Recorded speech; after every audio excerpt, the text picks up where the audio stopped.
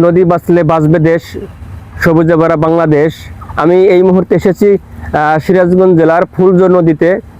এই ফুলজো নদীতেই কিন্তু প্রায় কয়েকশো পরিবার কিন্তু খাঁচায় মাছ চাষ করত, কিন্তু এই কেমিক্যালের কারণে কিন্তু সে মাছগুলো ধ্বংস হওয়ার পরে কিন্তু এই ফুলজো নদীতে আর কেউ মাছ চাষ করে না। আমি যদি একটু দেখানোর চেষ্টা করছি, আমার পিছনেই দেখতে পাচ্ছেন যে খাঁচায় মাছ চাষ করেছে। এই খাঁচাগুলো কিন্তু একসময় কিন্তু এখানে যে বেকার যুবক ছিল তারা কিন্তু এখানে মাছ চাষ করত। এই ফুলজো নদীতে কেমিক্যাল ছাড়ার কারণে কিন্তু সে মাছগুলো ধ্বংস হয়ে যায় এবং নদীর জীববৈচিত্র্য ধ্বংস হয়ে যায়।